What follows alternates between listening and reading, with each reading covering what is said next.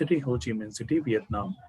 Her research interest is in corporate governance, board of directors, innovative startups, and leadership, etc. She is developing new research on the interface between corporate governance and strategy. In addition to extensive experience in corporate strategy, consulting, and training for leading companies in Vietnam, she also has published widely in Vietnamese journals and international journals such as Corporate Ownership and Control, etc. She will be delivering a lecture on startups and innovation today. I'm sure the students who are presenting and attending this session, they will get uh, in-depth knowledge through the interaction. And I would love the students to have ready with their questions maybe at the end. Then they can clarify that with the professor. So, Dr. Lin, over to you. I also welcome Dr. Ankita Srivastav, who is also one of the organizer of this thing. Dr. Ankita, are you there? Thank you, sir. Thanks for the welcome. There is some network issue. That's why I'm not switching on the camera. Okay, I realize that. Our chief guest and the resource person. Welcome, ma'am. Yes, I'm here. Nice to see you.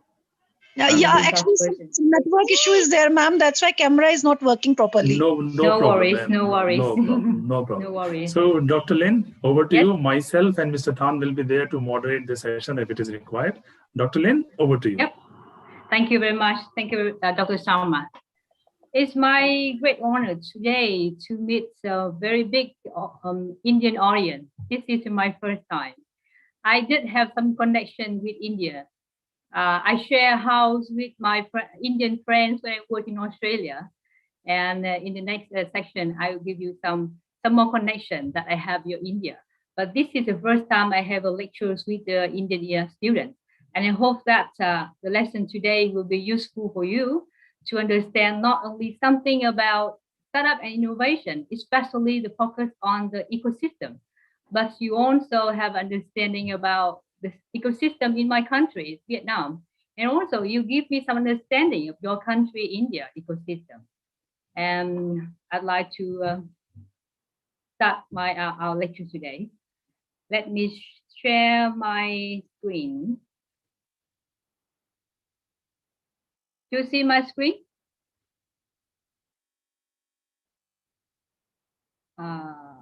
Yes, we can. It is visible now. Okay. Thank you very much. Welcome all our students to the lessons on startup and innovation. We'll focus on ecosystem. I'm Lien, just call me Lien. You don't need to call me Dr. Lien to make it simple. Yes. If you need to contact with me sometime in the future, and we can have more interaction, you can follow my email, lientth@ul.edu.vn. I have my personal website. It's my name, lientran.vn. And I share my writings, my photograph. I took along my journey. And if you have time, just take a look to see a part of Vietnam that you may visit one day in the future. You know, I'm talking with you from Ho Chi Minh City, and the background of mine is about Ho Chi Minh City. From Ho Chi Minh City to your city, Dehradun is about 5,250 kilometers. And if I drive, it would take me around 96 hours, as is shown on the Google map. You know that without COVID-19, I can visit you. I don't need such a long time because I can fly. And I really hope that I can visit your Dehradun one very soon, one day in the soon future. And I know that you are the home to the beautiful Himalaya mountain. It's a very famous in our book at the school, but never seen it by my eyes. I really hope the day comes very soon. The other connection of myself with India is that among the book I have published, I have translated one textbook in human resource management is written by an Indian, and the cover of the book is on the screen, and the Vietnamese version is on the left of it. So the book tells me a lot about India.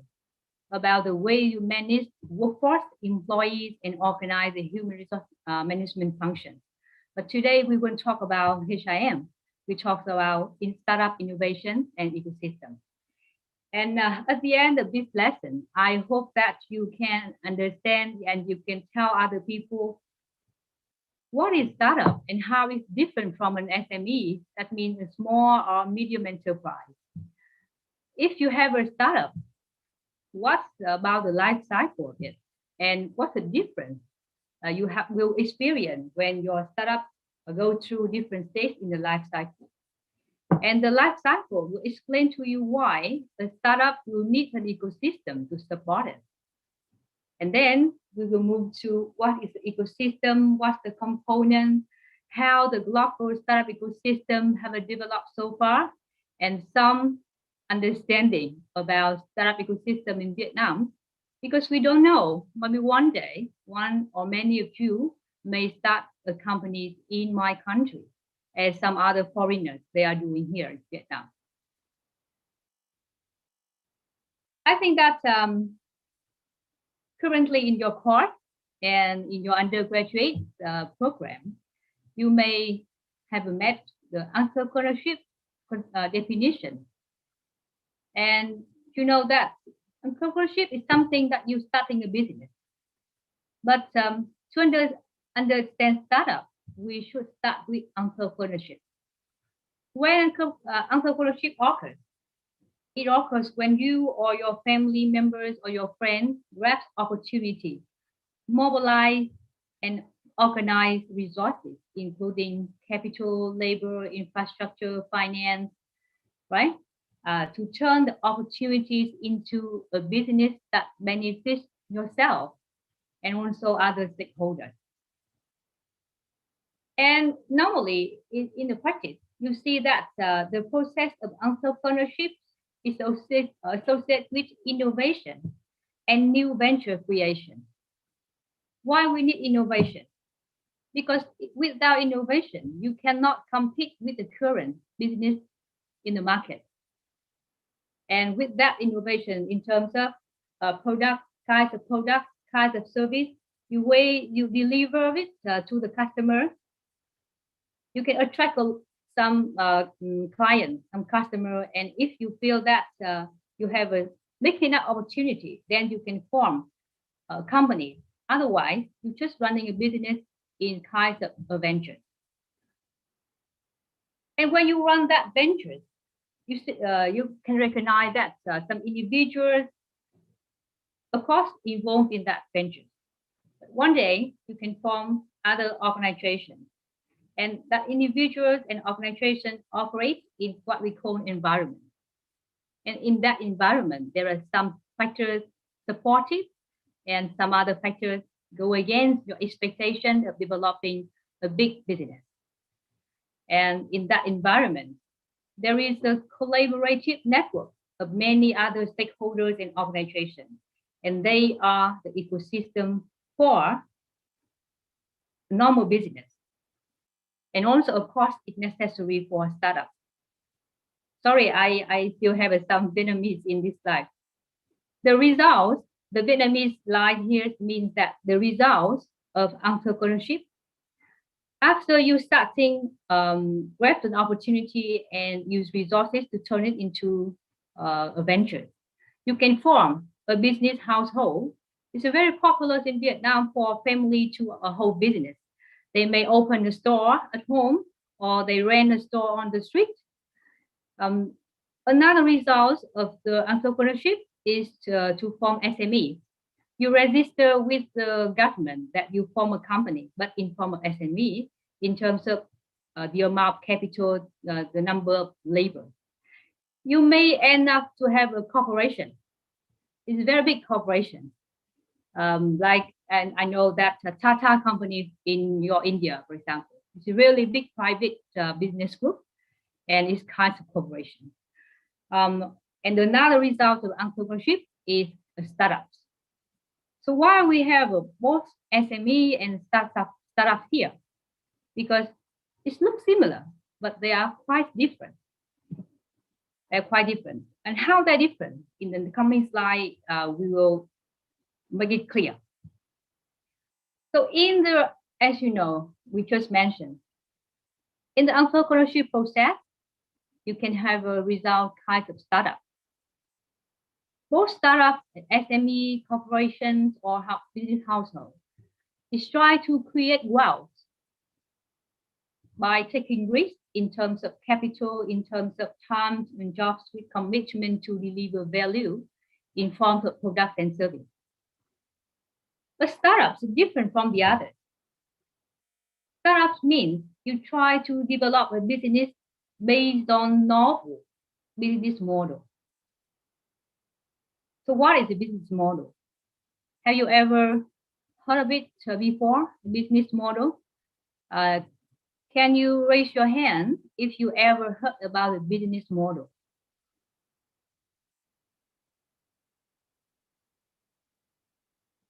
Yes, students, have you ever heard of a business model? If I don't see any hand raised up, would you mind if I ask someone? Please, students, please come forward and answer the question asked by the professor. You raise your hand. I'll make sure someone that you chatting. are able to, yes, or maybe you can you know, write on the... Yes, you know.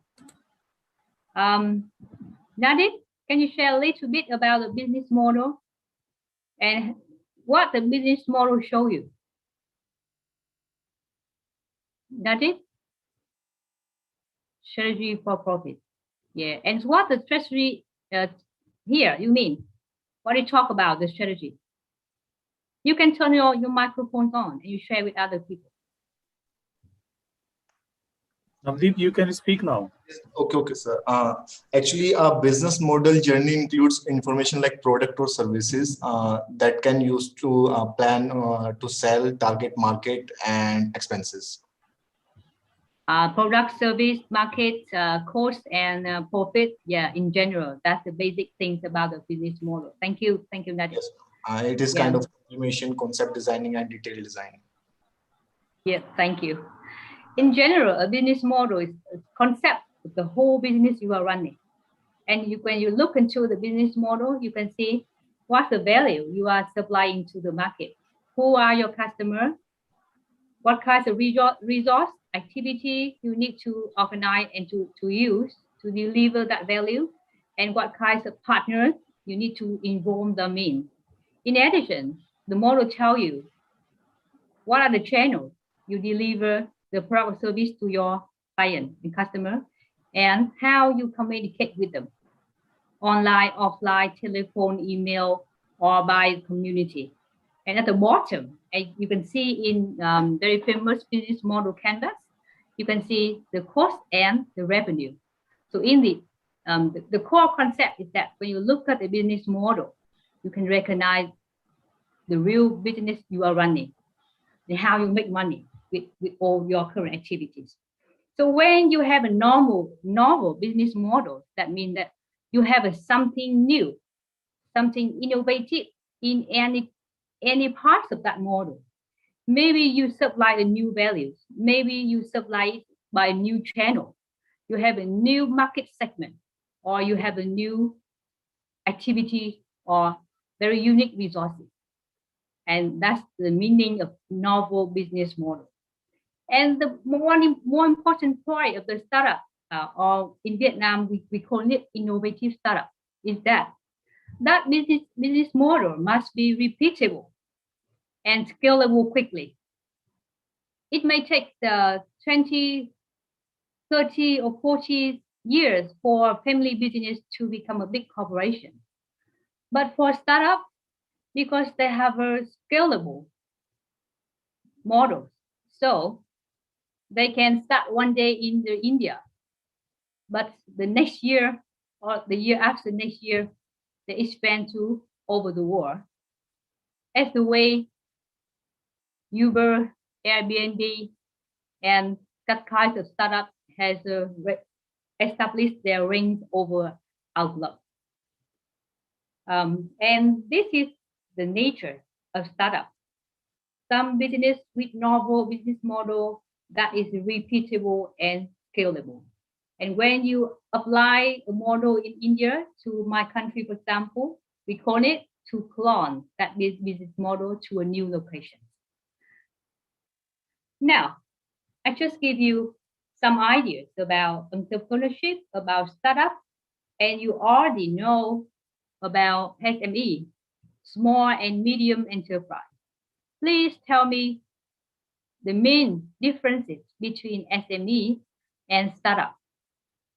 And can you give you some example of startup in your country or over the world that you know? I hope we can have an interaction. That should be great. Students, you can raise your hand so that I can unmute you probably. Praveen, are you there? We have a 50, Yes, sir. 50 students here. 55 students. Praveen, please make sure that Yes. if some student raise their hand for interaction, you unmute them, please. Okay, sir. Okay, sir. Do you know any Anmol, startup from Navdeep? Vietnam? Or yeah. No, I mean you give me an example. Yeah. Yes, startups based on innovation. Hola, yeah. Very famous. SMEs, profits of business. In the end, I think every business needs to make profit because that's the main responsibility of them for our society. Thank you. Hola. You can list down a lot of difference between SMEs and startups, but before we go into that detail, just look at some startups. If SMEs account for around 98% of total businesses in our world, you see that almost all businesses are SME. But you know that the rest of 2%, the big companies, the big corporation like international or multinational business group. In the other side, we have a startup because we have millions of SME. So I cannot list down it here, but I can give you some example of startup. You see in the bottom, a very famous unicorn from your country, right? You have a Flipkart, you have a Ola, as just someone just mentioned. You have a Zomato. Do I call it right? Zomato. And Yes. you love to book some restaurant or find out food on Zomato. It's really nice, really nice. Yes, thank you. And on top is some Vietnamese startup. If you have a hike as a social media for the Indian, we have Zalo in Vietnam. You see Zalo in the blue icon. If you have some classify and you have a e-commerce website, in Vietnam, we have a tiki.vn. It's kinds of e-commerce. If you have a education, own academy, right? Own academy. In Vietnam, we have a Topika. It's about online learning courses and deliver not only in Vietnam, but also in Thailand, Indonesia, Malaysia. And about game, we have a VNG. It's originally called Vina Game, but now we just call it VNG. It's a games company, and it's classified as the only unicorn in Vietnam. But you know, India is big, and you have so many unicorns. So far, the most update list, there is about more than 30. But some other sources recognize about 22. The biggest unicorns in your startup ecosystem. So you see some name of the startup, and you see millions of small and medium enterprise. And the biggest difference between them is here.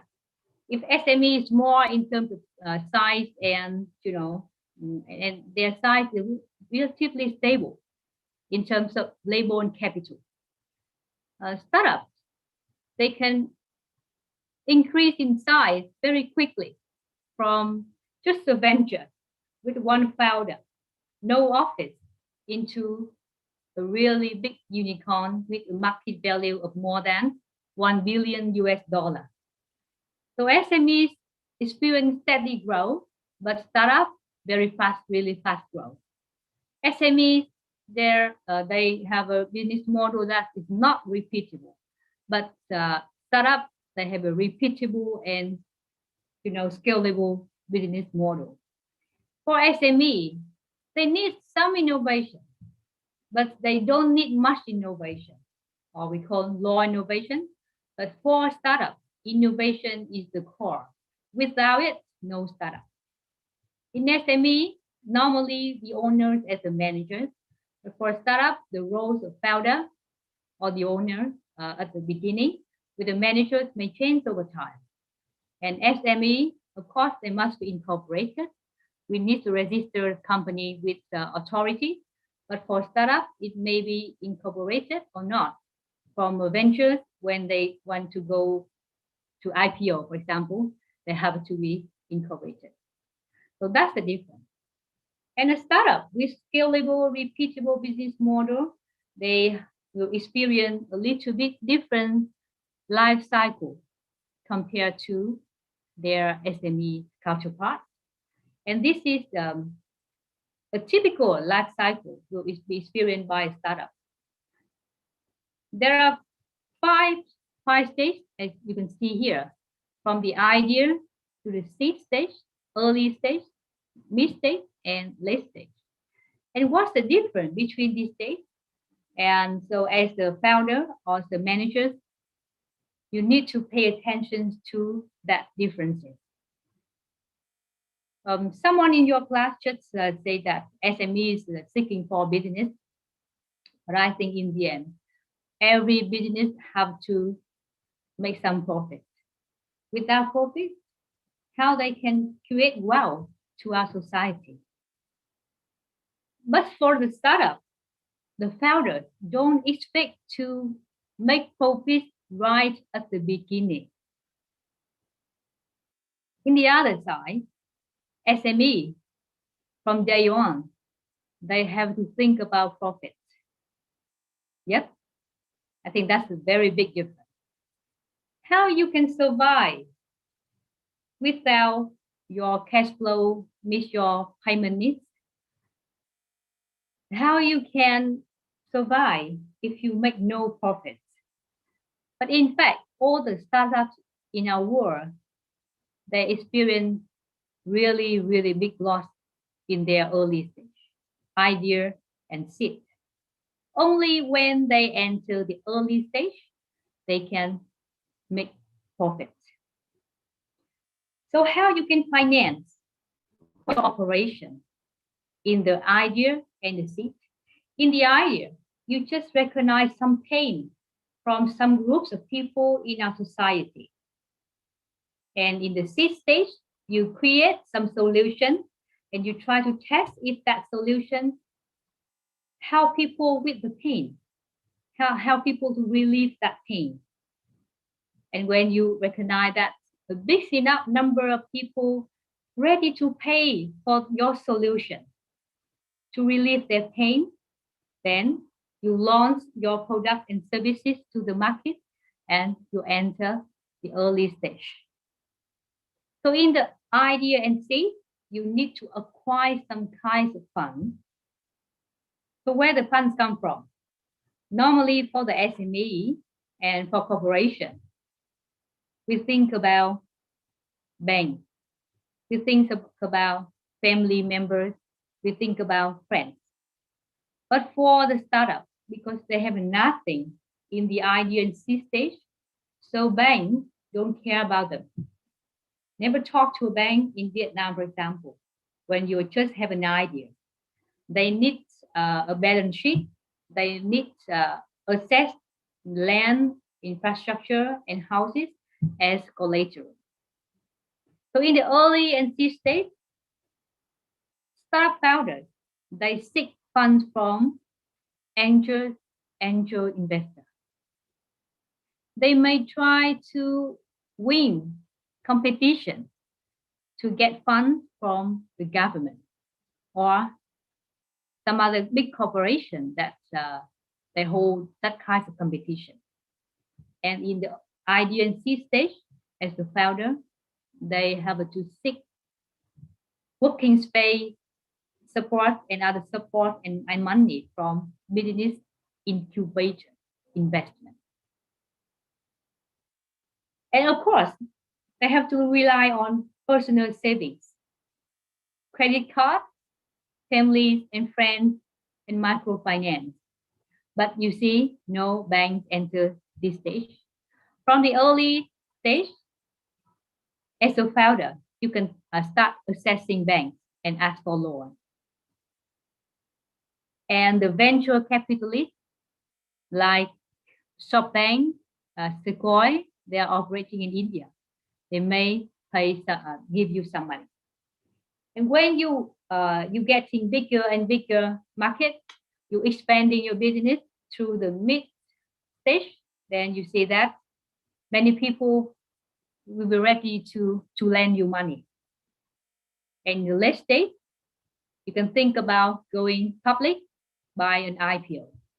And when you can go IPO, investor from everywhere, they can put money into you and they can get the money out if they want through the stock market. It's much easier for them, easier than the angel investor at the beginning stage.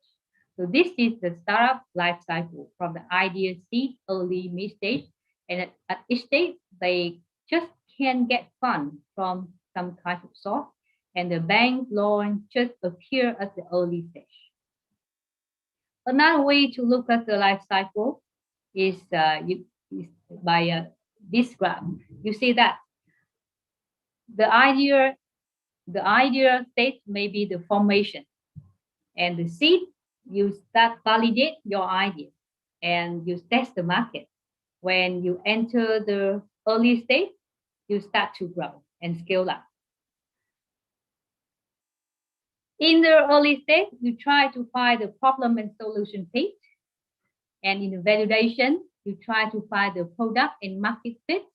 And when you finish the product and market fit, then you once again test the model and try to promote your product in your selected market segment. So a lot of things to do along your life cycle stage. Just pay much attention to where you can get the resources from. You know that now the startups in different countries, they don't just start in their locals, but they try to be global right at the start. And why? Because the global market gives them much better opportunity to scale up. So we have a new generation of global startup founders or entrepreneurs now with the global thinking. I think that this kind of academic exchange between your university and my university is one way to promote the global thinking in MBA students and in undergraduate students, so that you can start kinds of global startups one day. Now, you just see the startups and their life cycle. And you recognize that at the beginning, it's very hard for them to acquire funds for development.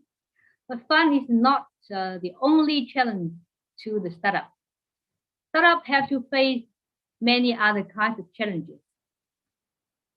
For example, many of the founders, they graduate from technology universities, for example. So they have never got any courses in business or management. They just have an idea to help people kill a king. And now they have to deliver that solution to very big market, and they lack business and management knowledge and skills. The main challenge is the fund. The main challenge is the fund. And the other challenge is the legal framework, regulation, and support from the government. In Vietnam, we have no definition of startup in our law. But I know that in India, your government have already set out what kinds of business is considered a startup. Do you know that about that regulation? Can anyone here tell me what kinds of business is called a startup in India?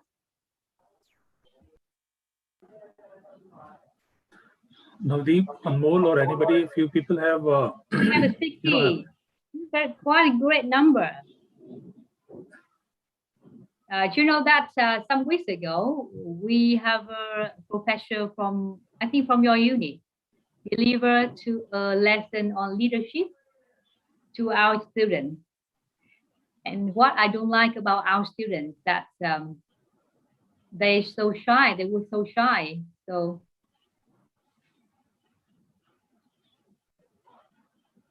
no, I mean the definition of startup in India's law. I just hear Nadir. What about other people? We have 60 people here. Oh, anybody has any idea about that? What kind of businesses can be called as a startup? You know, government of India has it's a unique startup policy, and where they have defined that what kind of businesses can be registered as a startups. So, any student has any idea about that? Anyone?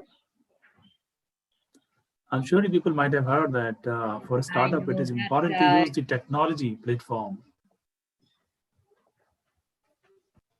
Like saving food wastage. Thank you, Nadir. Yeah, we will try to find out what kinds of business is called startup in India. I read and I know that in your regulation, the startup is some business that has been in operation in fewer than 10 years with annual revenue of less than 10 million US dollars. Yeah. So in Vietnam, it's not a small business, it's a big business, you know. But because you have a policy to develop big startup, and not only in India, open operation to the world.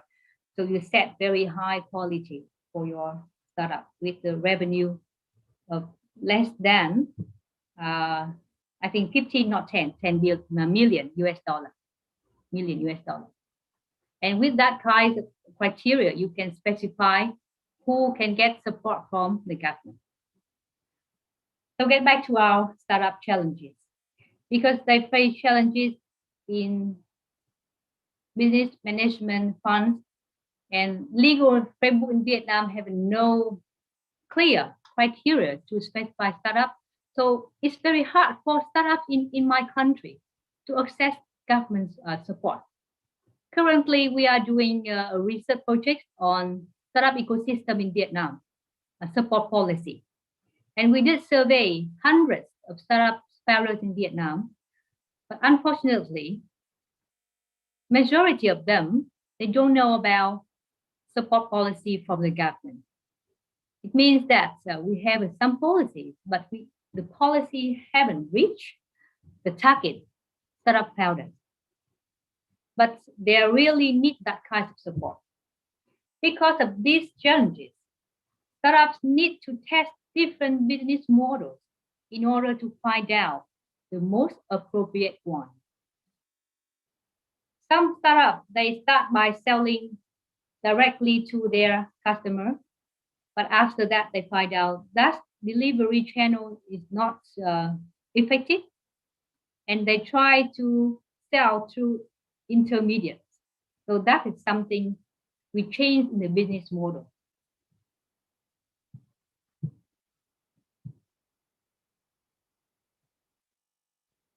So because they need to test different business models to find out the most appropriate, and you know, during the testing time, they cannot access official funding.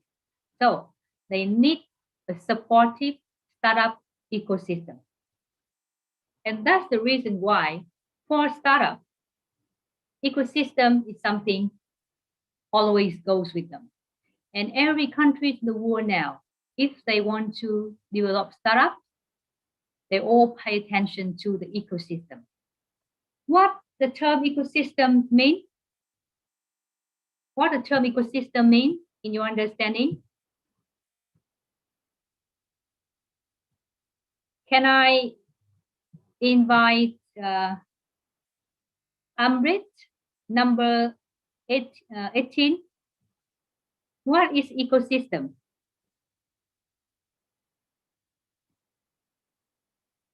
Mr. Amrit, the number 18. Sorry for my student, if no one raising hand, I just won't invite them directly. No, that's quite interesting. Amrit? Yeah. Can you unmute yourself, please? No.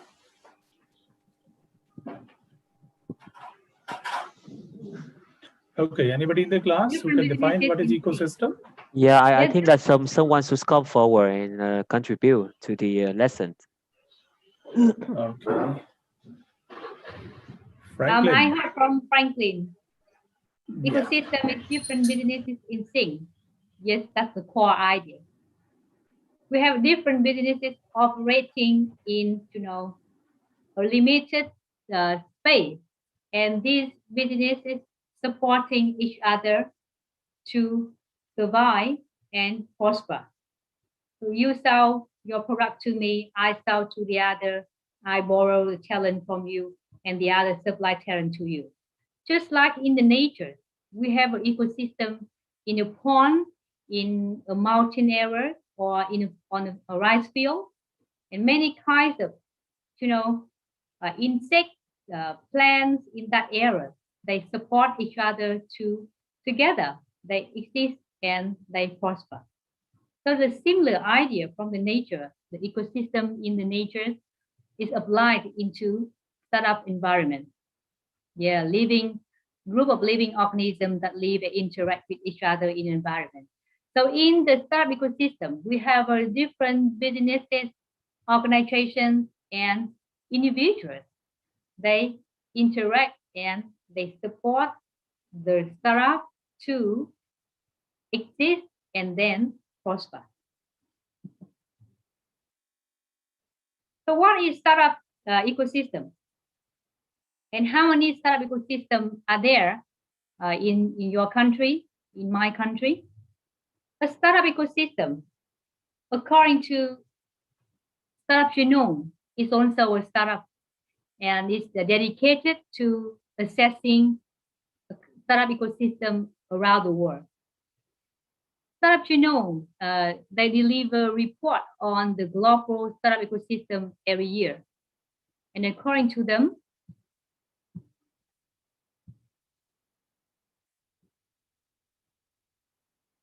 yes, someone just found the definition of startup. Yeah, thank you. Thank you. Nadeep, you are so active. According to Startup Genome, a startup ecosystem is a shared pool of resources generally located within a 60 mile or 100 kilometers radius around a central point in a given region, with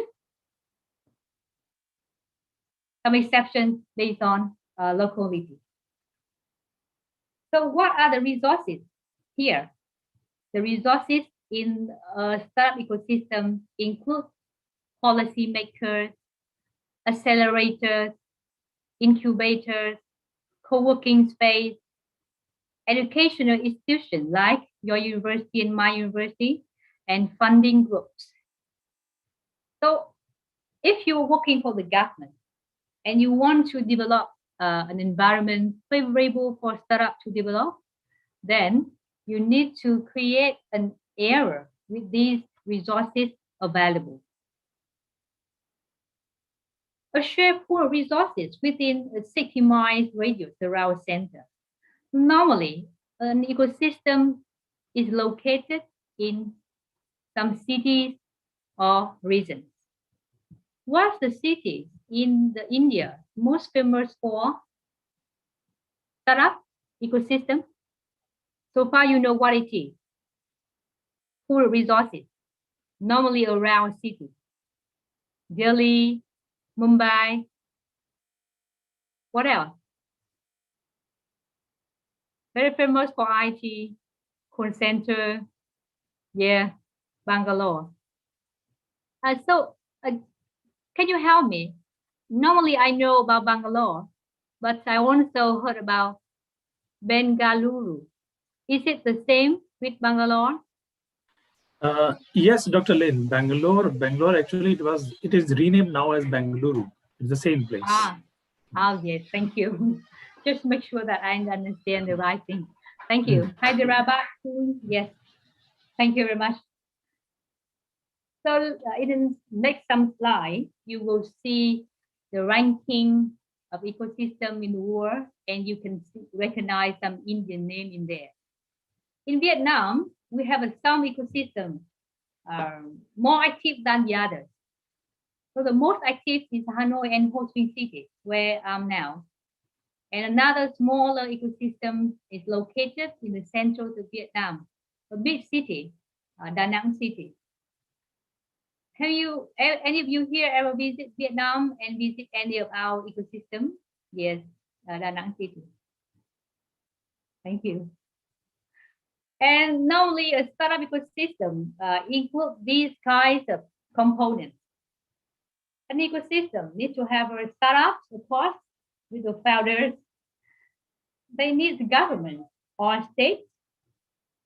They need infrastructure for startups, like laboratories, like some facility for the startups to test their product services. It also needs to include, of course, finance, the startup culture, startup support service agencies like management support, legal support. They also include mentors, universities, and workforce for early employees and many more employees at the later stage.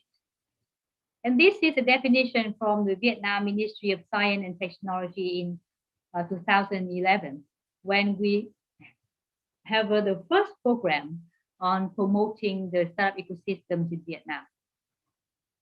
And you can see from this definition, the state is a crucial role, play a crucial role in our startup ecosystem.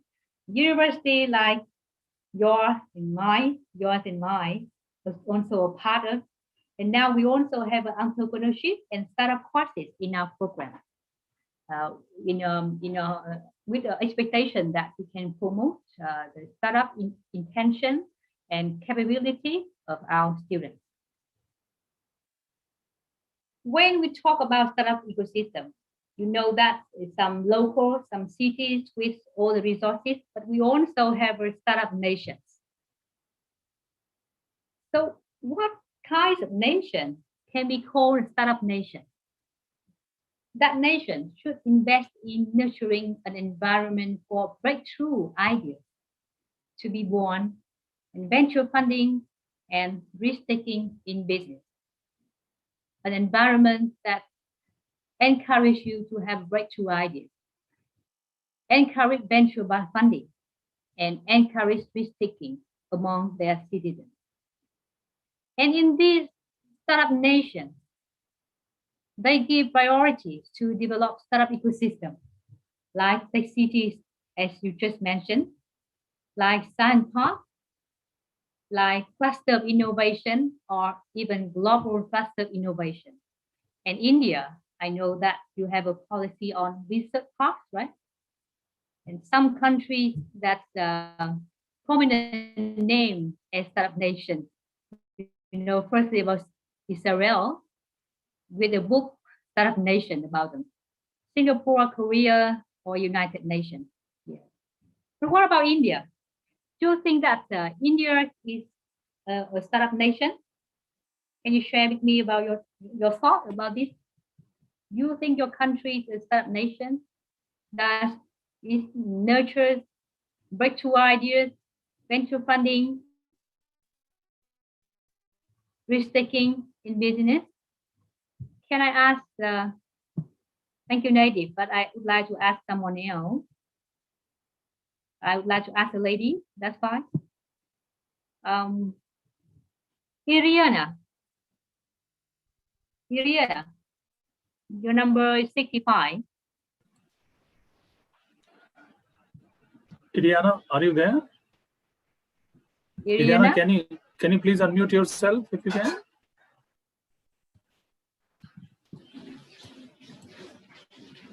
Iriana?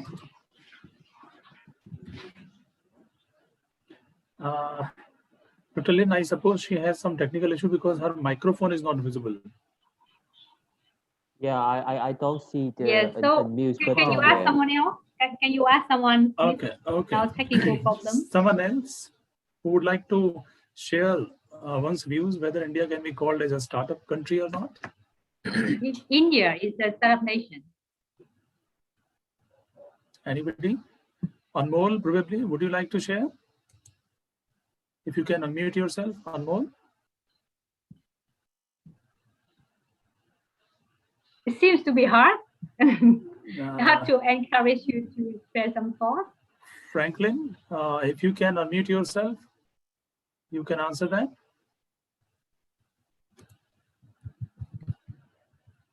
Franklin,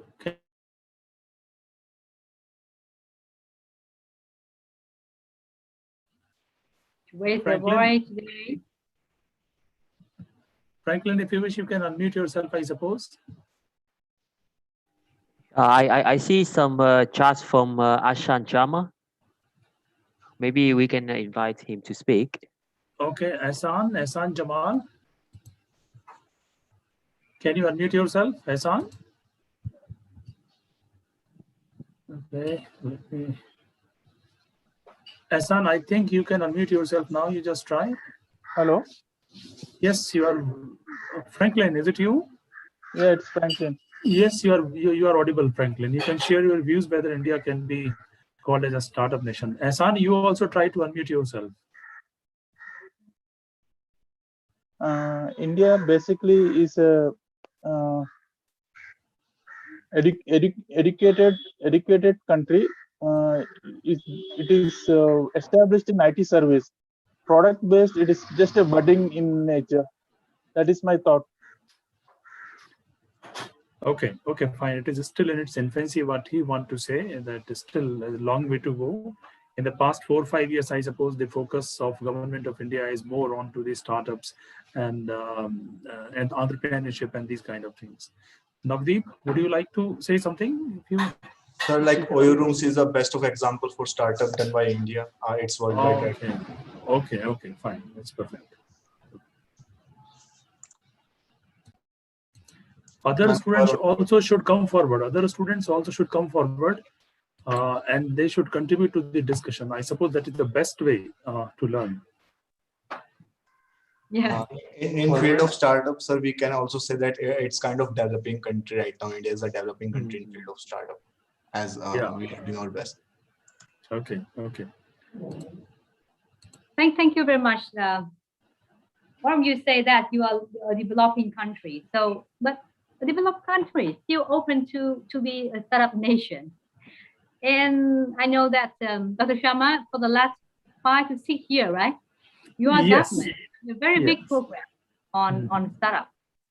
There is a separate program called Startup Policy. I suppose it started in the year 2016 onwards, and they have huge funding. I suppose more than 10,000 crore rupees, 10,000 I suppose million or more than that.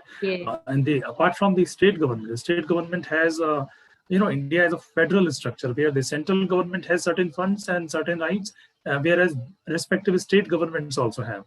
So not only the central government, they have devoted huge funds to promote startup and entrepreneurship among the youngsters.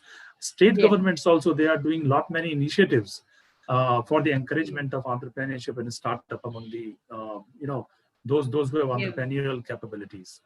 Yep. So you just mentioned about the government program, so the state part of the ecosystem here. But can you share me something about the startup cultures in India? Are Indians, they are happy with being a businessman or lady, or are they pay a lot respect to successful businessmen? What about your culture? And any student would like to answer that question, that will be great, I suppose. Yeah. Anyone, you please raise your hand. I would request Praveen to unmute you. Okay, Franklin, you can unmute yourself and you can answer the question. Just hold on.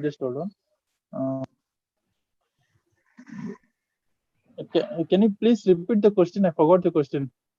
Yeah, the question is, can you tell me about the Indian culture? Are your Indian guys happy to be a businessman, or do you respect a successful businessman? Indian culture is job-oriented culture for past after the independence. Currently, business-oriented mindset has been improved. We are upskilling and downskilling the thought, and we are thinking about doing startup. That's my thought. Yeah. So you used to be a job-oriented, but now startup is something, people talk more about, right? And something changed in the culture. Okay. Let me explain it a little more, Dr. Lin. Government of India has changed the education policy as well. What happens? Our previous education policy, I suppose it was framed in the mid of the 1980s. And now we have a new education policy which focuses more on innovation, startup, and entrepreneurship. Wow. So I suppose till last decade, there were people who were more focusing on getting a good job in multinational companies or good companies. And that's how they plan for their settlement in their career. But now more and more youngsters, they are coming forward, and the government support is also there. Government policy framework is also there. And the education policy is also focusing on developing that kind of human resource in the country, which focuses more onto entrepreneurship and the startup kind of initiatives.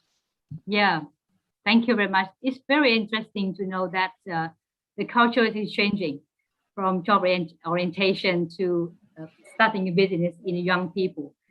And one student, Ashan, said that the culture varies from state to state. In Gujarat, right? You mean Gujarat? They prefer business over jobs, while in some other states, people prefer job over business. It's similar to Vietnam. For example, in Ho Chi Minh City, people like to start business. But in more remote areas in provinces, people are inclined to find a job, especially in the state agency and the government offices. But now the education in Vietnam, we don't have a kind of big change like yours education change. But social media, communication, newspaper, talk about startups every day. So the young generations in Vietnam, they also are changing their attitude to business, I think in a similar way in India. Thank you very much for your sharing. Yes. So to some extent, India is changing, and you are establishing the foundation for a startup nation, because you promote innovation or breakthrough ideas may be born. And I know that now the venture funding into India is a big number. For the last, in the 2019, you attract around 2 billion, I think. And of course, when you change your education, the risk-taking attitude may get improved too. In Vietnam, if you have a research, you know that startup nations, they promote some special reason for innovation, like your research park or science park in other countries. In Vietnam and in Ho Chi Minh City, my city, we just have plans. We have that kind of science park, but we have a big plan to establish a science park in a part of Ho Chi Minh City, the red part, as I show you on the map. And you know that startup ecosystem may be global, not only local, not only Mumbai, not only Bangalore or, you know, San Francisco, but there may be connection between the local ecosystem. I just show you a map here, some of that kind of connection. You have a Bangalore or Bengaluru, and I know that you have a close connection with the Indian community and corporation in the US. And Israel is a small country, but its ecosystem highly developed because it has very close relations with the Jewish communities in the US and close connection with San Francisco, Silicon Valley. One of our neighbors, Taiwan. Taiwan also have a highly developed ecosystem because it also have a connection with the Silicon Valley and San Francisco.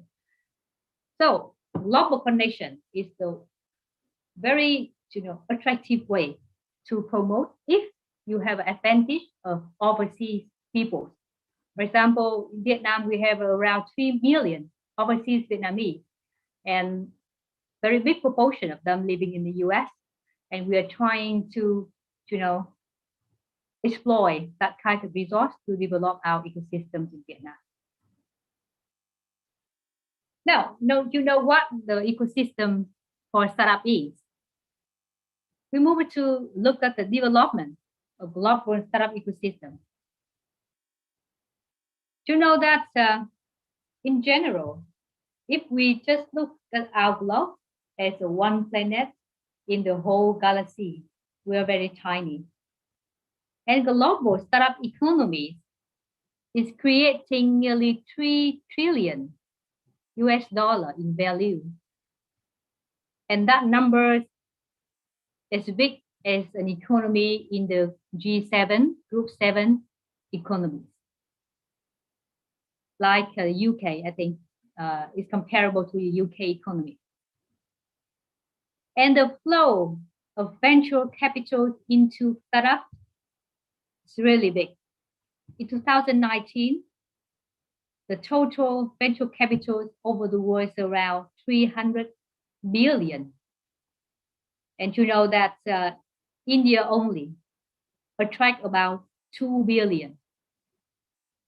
The very big part lies in the US, in China, Israel. But under the COVID-19, as the pandemic is raging over the world, I know the situation in your country is improving, but we have not come back to our normal life. And the COVID-19 also have an impact on the startup. With 74% of startups laid off their employees, and only 28% recognize steady capital flow. These statistics come from Startup Genome report. And these are some sectors most affected by the COVID-19. Travel and tourism, beauty and fashion, advanced manufacturing, the three red and orange color at the bottom of your slide. And you know that when you look into a startup ecosystem, you can recognize each ecosystem have a strength lies in their main industry, main sector of ecosystem.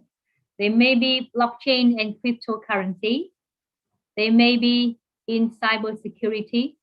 Do you know what is the biggest sectors of startups in India? In Vietnam, most of the startups are in logistics, e-commerce, and some in blockchain. Some startups they assess that Vietnam is a good destination for blockchain startups. What about India? What's the biggest sectors of startups in India? As you know,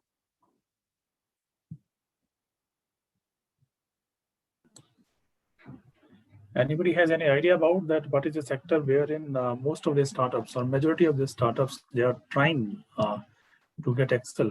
Anybody has any idea? Sir, can I? Yeah. Yes, of course. To my knowledge, we are doing innovation semiconductor. Second thing is I just forgotten. Don't right to my mind. Semiconductor is coming to my mind. Yeah, I know that you have a very big pharmaceutical industry, right? In India, you have a big Yes, IT yes. industry. That's So true. the software as a service is a big sector in India, I think. Software, we call it SaaS, software as a service. It originates from the IT industry, and your e-commerce is also a big one. And pharmacy, pharmaceutical, is big in India. Digital, yes, it's digital. In Vietnam, I saw you a little, we're much smaller. Our system is smaller than you, but we have some strength in blockchain and e-commerce. This is a list of the countries with more than one top startup ecosystem. And do you recognize India on the list? Countries with more than one top startup ecosystem. Of course, United States is the leading figure. The runner-up is China and Canada, and India is the 5th on the list. And you have a two big ecosystem, like you list before, right? Yeah, Australia, where I did my PhD, is also on the list. Do you know that in a startup, people pay a lot of attention to a successful one that reached the market value of more than $1 billion US, and we call it unicorn. And this is a number of startup ecosystems with unicorn. The number of unicorns increased very fast. In 2019, 84 cities or ecosystems produce unicorn. In Vietnam, we have only one, but in your country, Bangalore, Mumbai, and Delhi, they all have a unicorn. So why you are recognized high position on the list? Currently, in the startup ecosystem, people recognize the rise of Asia. And in my opinion, this century is the century of Asia. And your India will be the next power of the world. Currently, you are the biggest democracy, right?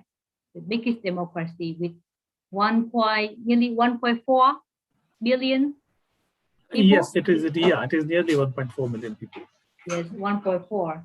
And the way you manage the biggest democracy in the world will show people the power of democracy compared to, autocrat, some kind of other system that don't make people feel comfy in their life. And we recognize the rise of Asia, as you can see on the list. So many cities in Asia are on the top 30 global startup ecosystems. London, Shanghai, you see? What else? Singapore, soon, your Shenzhen, also in China. Bangalore, in your India. Hangzhou, Hong Kong, also in Asia. So more and more Asia cities is on the list of top global startup ecosystems. And I think in the coming year, we will recognize Delhi, Mumbai, and other cities. Do you know how this list was created? Mumbai and Delhi is on the bottom of the list, you see. Some cities with big ecosystem, but maybe not on the list because they don't register to be assessed. So the number may increase when more and more cities and ecosystem in India register with startup genome to be assessed and ranked. And for this ecosystem, research and development is the measure of power and the weapon to make them stand out from others. I think that in India, you have a very good foundation for IND with smart people speaking English and very good support from the government. You have great fund from the outside. You are standing in very good position to promote their startup system. This is we call it Genome's Innovation Edge Framework. And with this framework, you can assess what kind of sector you should develop in your ecosystem. For example, in your city, you are about 200 kilometers from Delhi, right? 200 kilometers or so from Delhi. It's a little more than that. I suppose it is 260 or something like that. Yeah, 260. So you may develop your own ecosystem. May not, you don't want to be a part of kind of bigger Delhi ecosystem. It's too far from, because we define a system is something around 100 kilometers only around core. So for example, in Dehradun, if you want to assess, decide which sector to develop your ecosystem, you can use this innovation edge framework. Here, the framework based on the ecosystem potential, your own potential, and the global potential. Agri-tech, new food, clean tech, life science, for example, you put them into this framework and decide to follow something with your own high potential and with high global potential. You invest in them. It's something that you have a high potential, but the global potential is low, then you can maintain your current operation to make them a sustained advantage. But for something with both potential is low, you can divest, withdraw your money, and put into other sectors. And this is one thing you can use to assess and develop your own ecosystem. And if a startup have a life cycle, a startup ecosystem also has its own life cycle. And Startup Genome suggests a 4 stage of a startup ecosystem life cycle: activation, localization, attraction, and integration. These stages, they differentiate in terms of the number of startups, the amount of venture funding, the value of successful exits, for example. And so when you read the report from Startup Genome, they can classify hundreds of ecosystems in the world into groups of activation, system, globalization, and attraction. For example, in Vietnam, Ho Chi Minh City startup ecosystem is at the early of the globalization. We have attract fund. We have more than 2,000 startups. We have some successful exits with values of around some $100 million. But we are still leaking our talent to the neighbor ecosystem. So many founders, they don't start up in Ho Chi Minh City, but they move to Singapore to start up. And that's we call talent leakage. What about your ecosystem?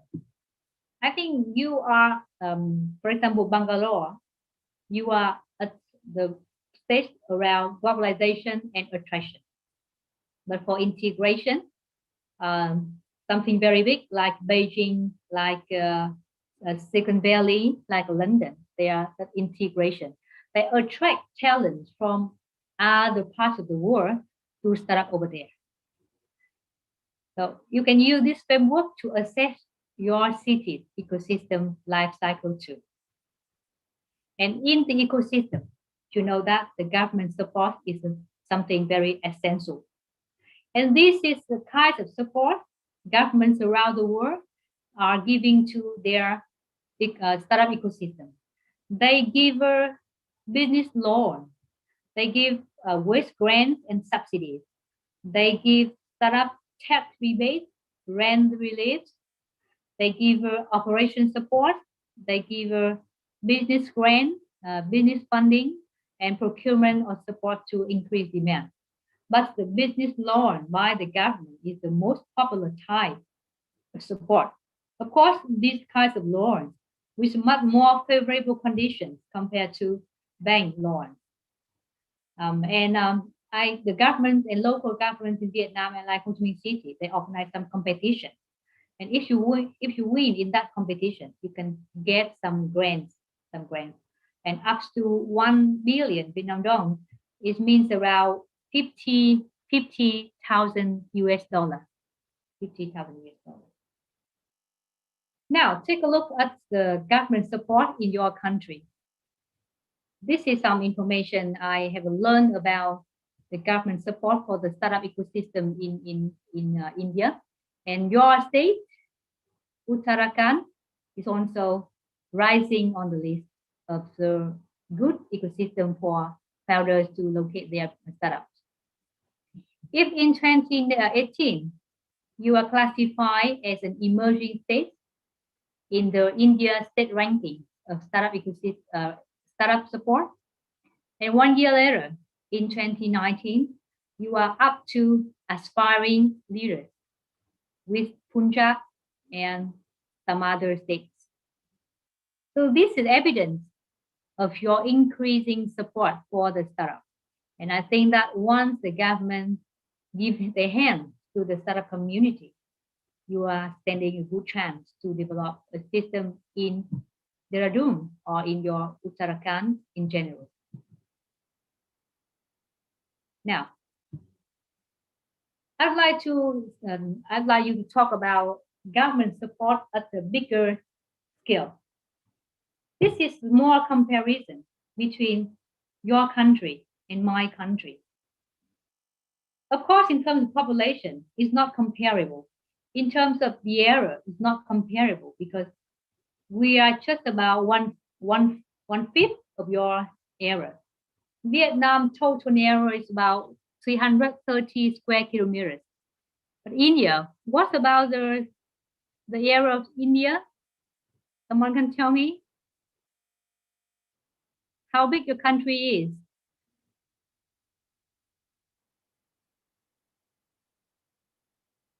How big is India?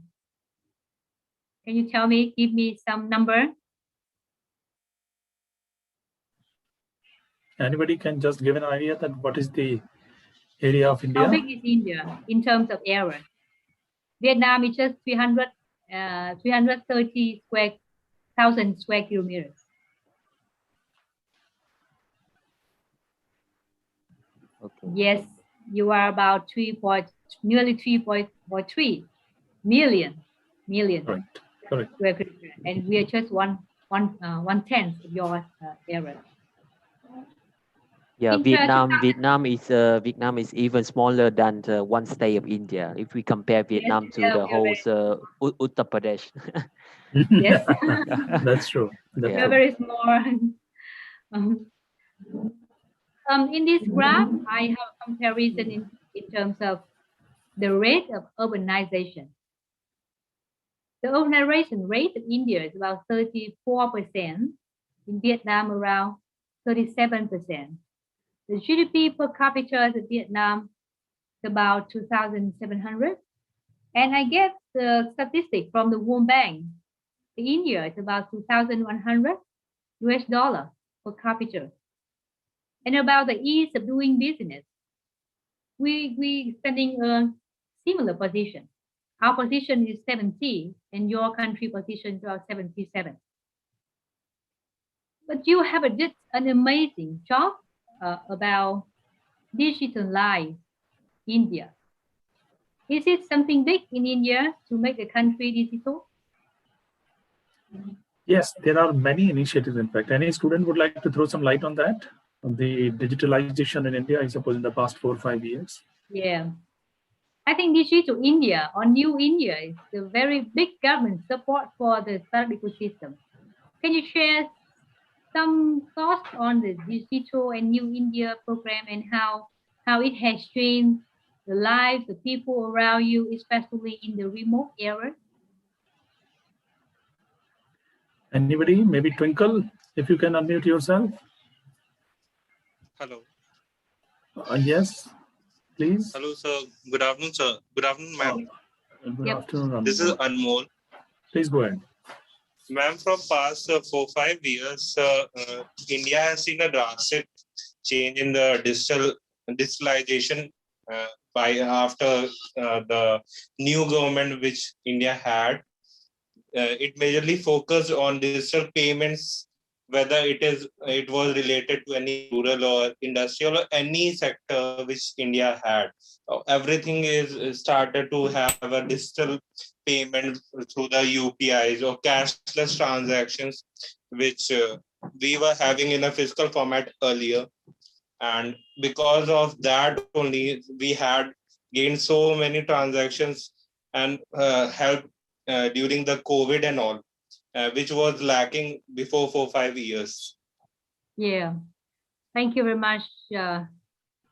And Yeah. I would like to add some value to this. Mol's point Yeah. is right. During the COVID-19, you see, Yeah. almost everyone was trying to avoid to touch currency, isn't it? So minimize the touch of currencies to prevent the spread of coronavirus. People started using mobile phones for payments. And there's one more reason. In 2016, Government of India went for demonetization of high denomination currency. So that encourages people to use alternative ways to make payment, and that was only digital method. So these 2-3 things, and the Government of India is again focusing and incentivizing to take initiative to come forward and providing alternatives for use of currency, and rather they are promoting the use of technology to make payments. Even now, if you want to buy some grocery stuff or you want to buy the just vegetable. So small cart kind of sellers, right? They accept digital money. So that is, I suppose, the big trend in India now. Really big change to your habit of using currency, right? And I heard that your program of New India or Digital India is originated around 2009, when you start your digital citizen identification, right? How you call it, Aadhaar program. Yes. Every citizen has their own digital identification number. And since then, you have a big program to encourage people to have a mobile phone and open bank account, and you transfer to digital payment instead of currency. And also at the end of 2016, your government withdraw 80% of currency from circulation, right? Do I write about that? That's true. And I think that's so great effort in a short time. We have a talk here, we have a talk about digital identification for citizens for a very long time, but we haven't had anything in hand now. I still have my identity card. I hope that we can do something very big and really quick, like the way you do in India. So just come back, how this Digital India, by encouraging people go online, use online payment through bank accounts or other payment, digital payment methods, then you put almost every Indian online. It's a very big market for the startup, especially in digital technology, right? And I think that's maybe the policy was meant to promote that kind of business. But in fact, you create an environment very favorable for startups that use technology as their advantage or their core. And this is a way the government can support the startup ecosystem, not by giving money, but by giving a very great environment, a potential customer for different kinds of startup products and services. We keep going with the global startup ecosystem. We talk about the world, we talk about your India, and now I'd like to let you a little bit go through our region, the Southeast Asia. So the Southeast Asia countries, we include 10 countries, Singapore, Vietnam, Malaysia, Thailand, Laos, Cambodia, Myanmar, Brunei, Indonesia, and now we have an observer of Timor-Leste.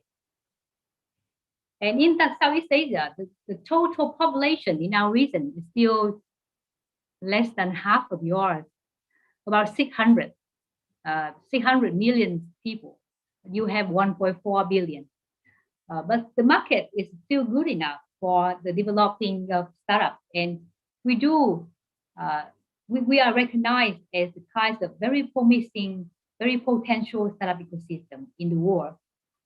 This startup ecosystem have produced some unicorns.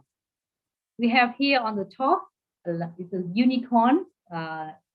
We have 1 billion or more than 10 billion. For example, more than 10 billion, you may see and Grab, they are regional startup now. Or in Indonesia, similar to Grab, Gojek is also about, car calling, or you may take a hike with cars or motorbike. In 1 billion unicorn, we have a Traveloka. They originated from Indonesia, but now they have been global. Indonesia is a highly developed ecosystem in the region with the biggest number of unicorns. They have a Tokopedia, they have a Bukalapak. For Singapore, they also have a Just Go and Q0010.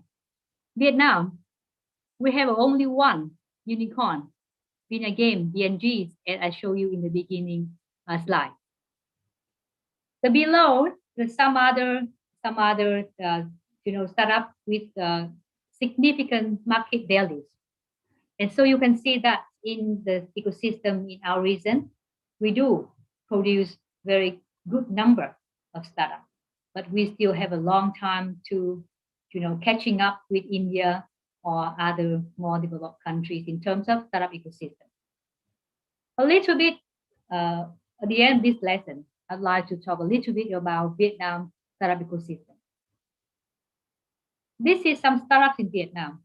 In the ecosystem, we need to first take into account the startup, and here they are.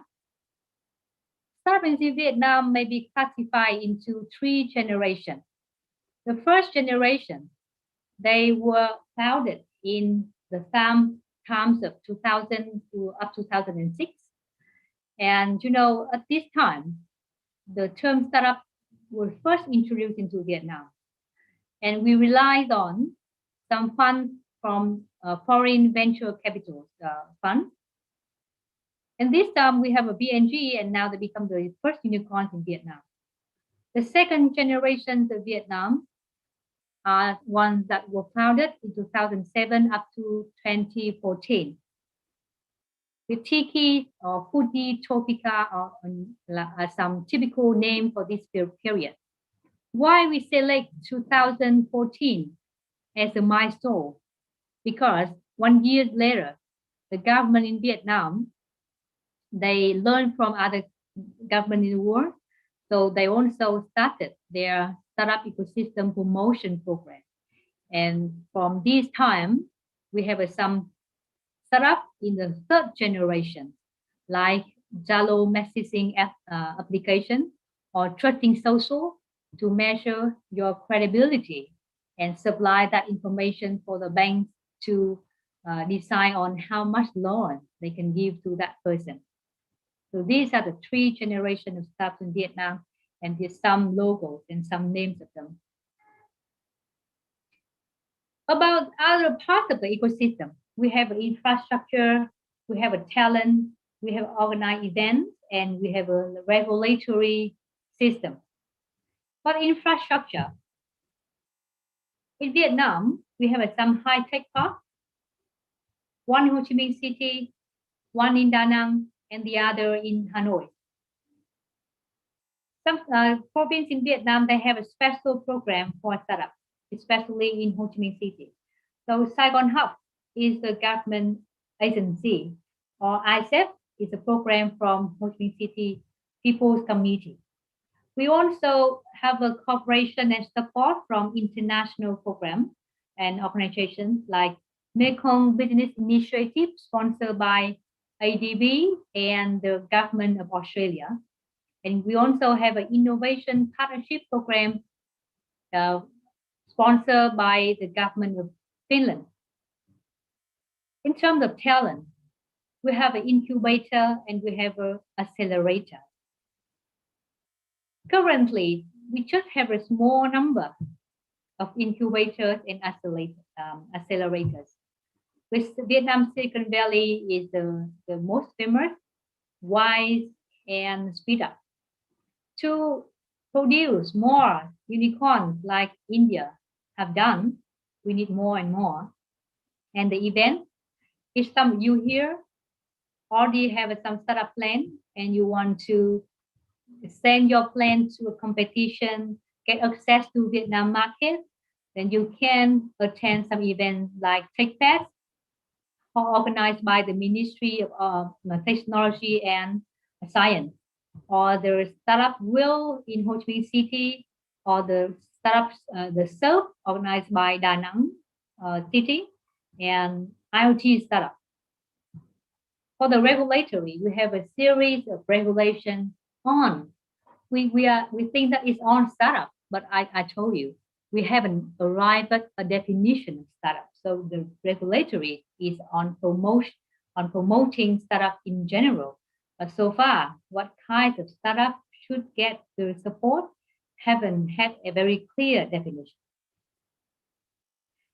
In our ecosystem, there are some big companies, they also join. You know, the big corporation is an important part because they are source of funding. For example, Tata company, Tata Group, they want to develop a new technology. They have two ways to go. The first way is to establish an internal laboratory and develop that kind of technology.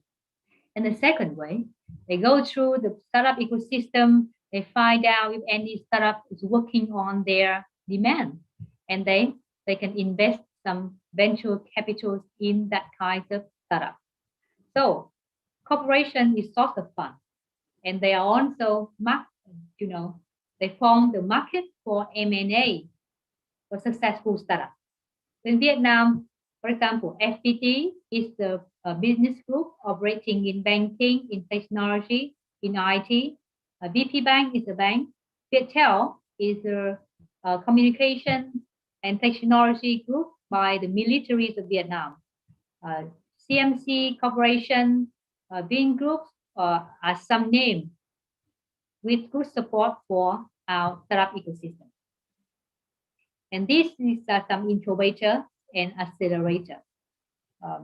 Silicon Valley, Vietnam, it takes the idea from the model in Silicon Valley in the US and is established a fund and an accelerators in Vietnam. They organize some boot camps every year.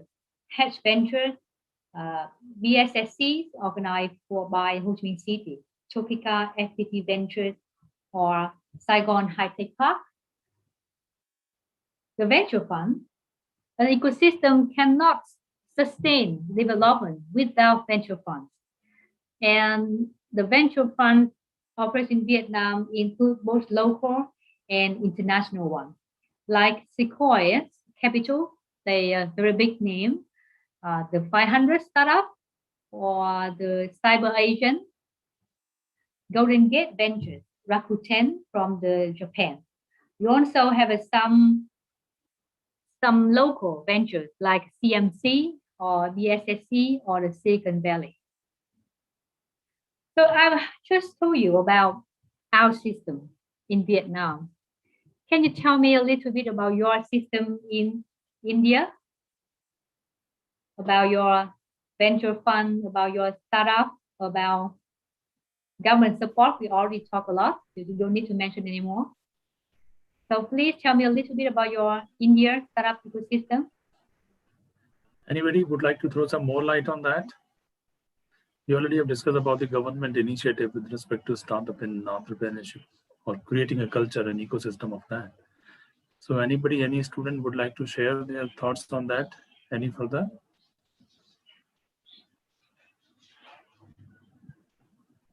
Anyone? Okay, let me add some value. There are many cities and states. One student actually, he sent me a message that he's facing some technical problem He said that different states have different degrees of entrepreneurship and startup culture. Like there's one state called Gujarat, there is a high degree of startup. A lot many people used to take entrepreneurial initiative there in that state. And there are states which have low degree of entrepreneurship and startup. So there may be cultural differences or there may be cultural reasons for that different attitude. And of course, different state government, because they have some degree of autonomy. So different states have different, or they are able to create entrepreneurship or startup culture within this state, depending upon the government will. And apart from that, we already have talked about what central government and the respective state governments, they have created a huge funds, and they also have created a mechanism to start up or to support the new venture or early business enterprises. One more thing, as I was talking during the discussion, that government of India is also focusing to bring changes in the Indian education system. They have introduced one, this is called NISP, National Innovation and Startup Policy 2019. In 2019, the regulator of, in India, we have something called University Grant Commission. This is a regulator of Indian universities. Okay. So they have proposed one National Innovation and Startup Policy in the year 2019, which focuses on fostering the, creating entrepreneurship and startup culture. It has made provisions and guidelines to be followed by the state universities and the private educational institutions, private higher educational institutions, that they should create a kind of environment within them wherein not only the students but also the faculty members and the other staff members can also be encouraged to take startup initiative and entrepreneurial this. And they have also made provisions for the, of course, it is advisory. This is advisory in nature. They have made provisions that the industry support can also be taken to these educational institutions. Ultimately, government cannot fund everything, right? There has to be a system which is on the basis of self-sustenance, isn't it? So, and that is only possible when you take partnership or when you make collaborations with the industry. So there is a, still this system is in the transformation phase. There are educational institutions which has partnered, or which has already had made partnership with the businessmen, with the industries, and they have started to show their interest in fostering and investing in the entrepreneurship or entrepreneurial and startup ideas. So this is the big change probably we are passing through. I suppose in 10 years or so, you will have a different culture with respect to startup and entrepreneurship. And there will be more and more unicorns in the list. As I suppose as of now, there are around 21 unicorns in India. And the number will go high in the near future because so many initiatives has been taken on different fronts. And when they will start functioning, you will have a cumulative effect of all these initiatives and interventions made by the government. And of course, the youngsters, they are willing to take more and more risks now. There is a change in the attitude of the youngsters now. Earlier, somebody was saying that they were more oriented towards to get a job.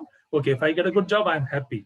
But now, as you asked during your presentation, that do the Indian businessmen have some specific reputation in India?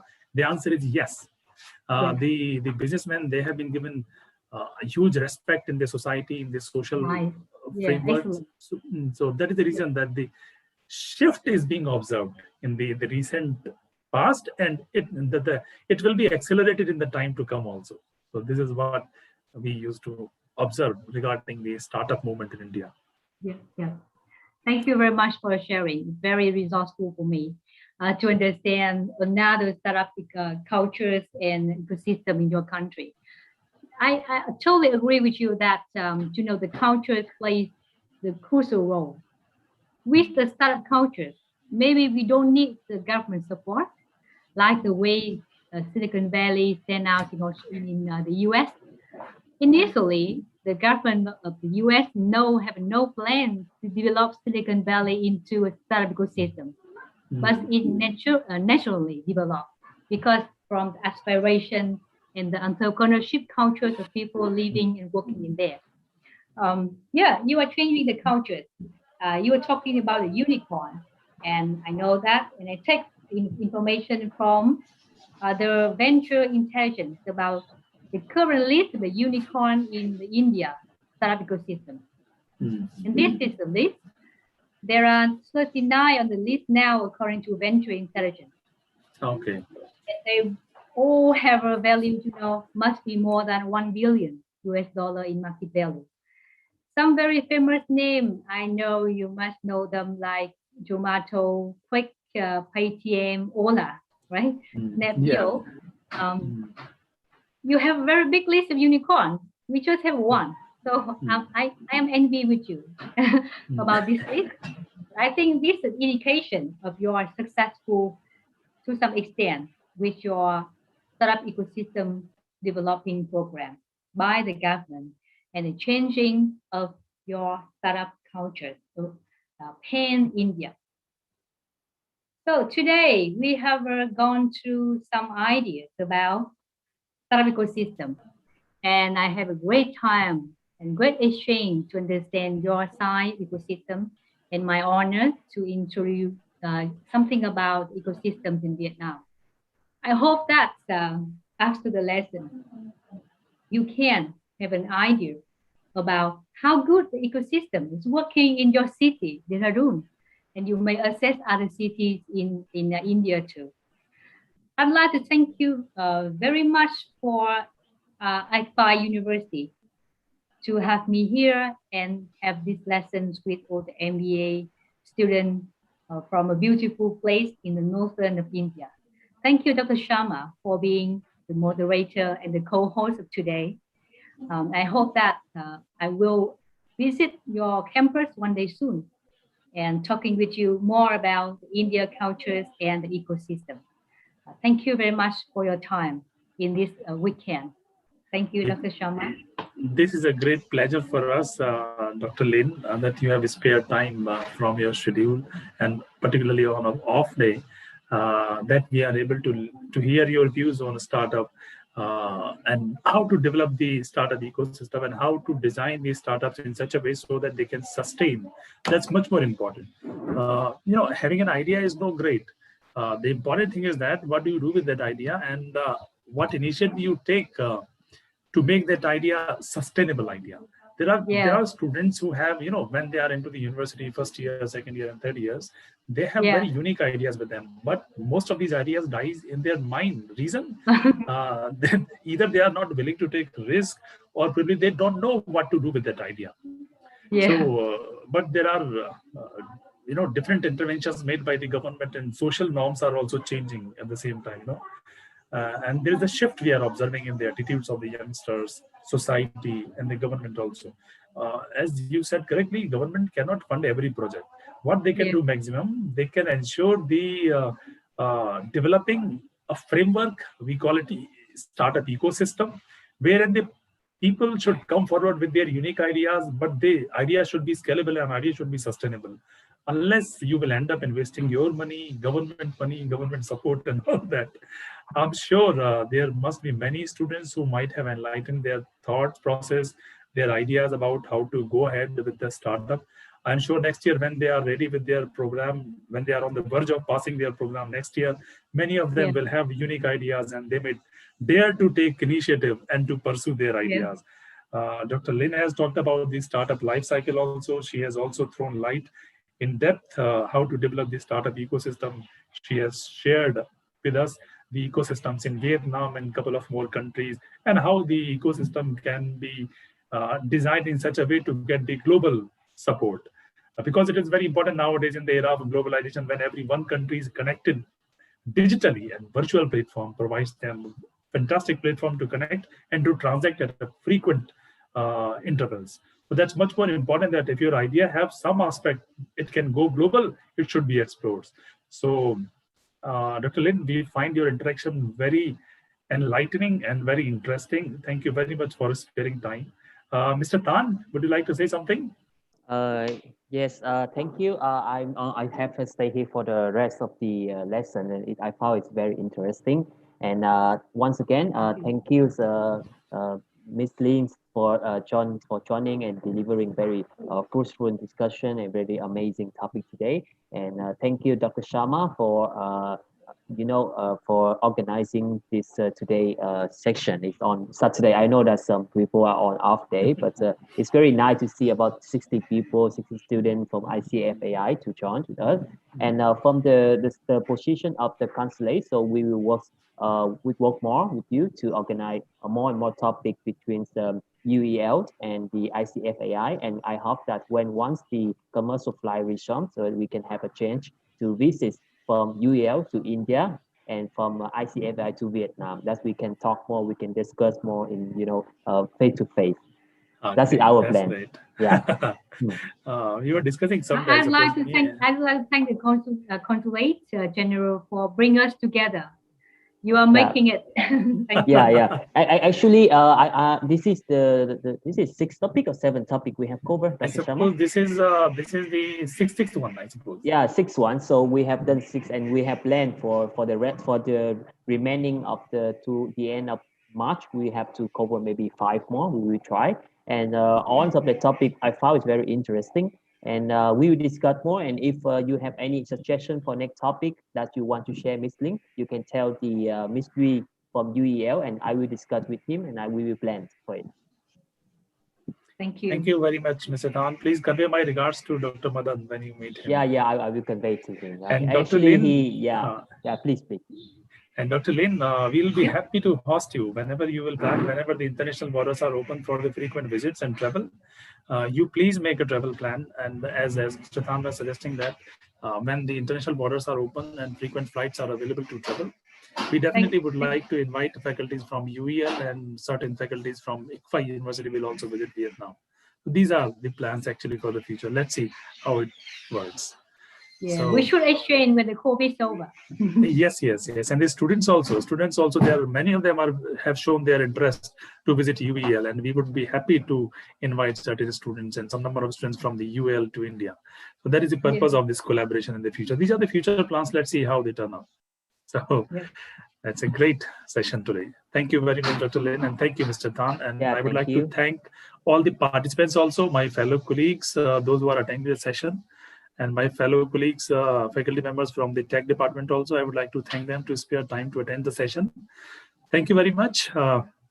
Praveen, are you there? Praveen, yes, the system administrator, fine. I suppose we can close the meeting now. Thank you very much, everyone. We will see all of you. Thank you very much. Yes, thank you. Thank you. Praveen, you can close it. See you. Bye-bye.